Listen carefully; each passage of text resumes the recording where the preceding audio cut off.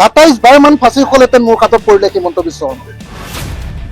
মই যদি মুখ্যমন্ত্ৰী হ'লোহেঁতেন লগে লগে তেওঁক কমেও মই 27 বাৰ মান ফাঁচি দিলোহেঁতেন। অসমৰ ইতিহাসৰ আটাইতকৈ সাম্প্ৰদায়িক মানুহজনৰ নাম হিমন্ত বিশ্ব শৰ্মা হয় নে নহয়? টাইৰেণ্ট বা স্বেচ্ছাচাৰী শাসকজনক যেতিয়ালৈকে খেদিব নোৱাৰিম তেতিয়ালৈকে অসমৰ মানুহৰ মুক্তি নাই। আজিৰ দিনটোত অসমখন এজন টাইৰেণ্ট বা এজন স্বেচ্ছাচাৰী শাসকৰ নেতৃত্বত চলি আছে, য'ত কোনো মানুহে নিজৰ কথা ক'ব নোৱাৰে, তেওঁক বাকৰুদ্ধ কৰি দিয়া হয়, তেওঁ মুখখন বন্ধ ৰখা হয়।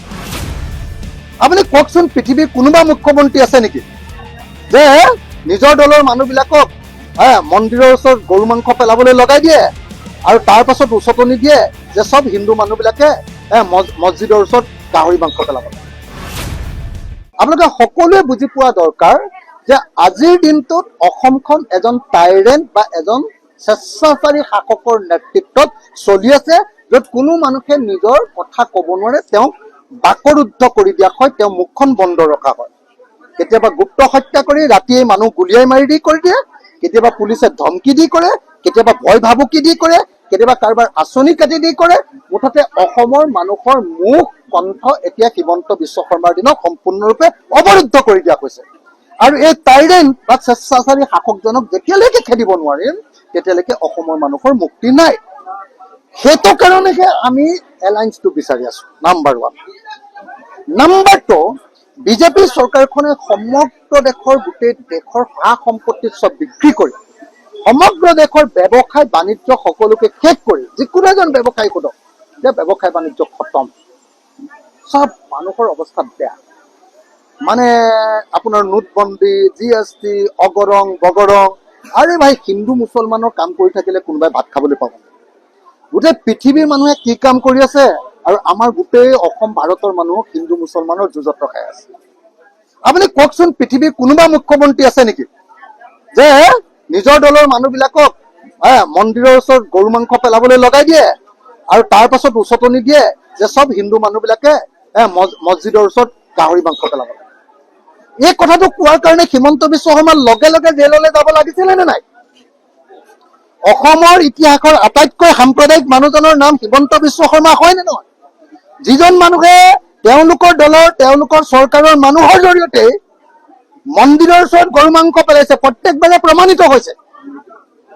যিজন মানুহৰ নেতৃত্বতে গৰু মাংস মন্দিৰৰ ওচৰত পেলাইছে, সেইজন মানুহে আকৌ মছজিদৰ ওচৰত গাহৰি মাংস পেলাব লাগে বুলি উচতনি দিছে। এই মানুহজনক চিধা চিধি জেলত দিব লাগে। মই হলেতো হুলত দিলোহেঁতেন।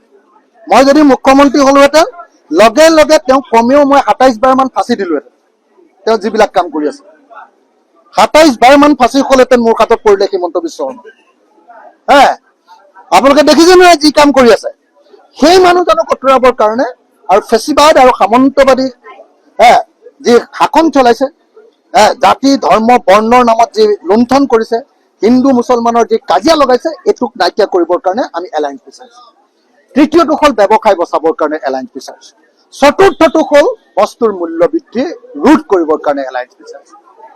2 টকাৰ নিমখ 20 টকা হ'ব।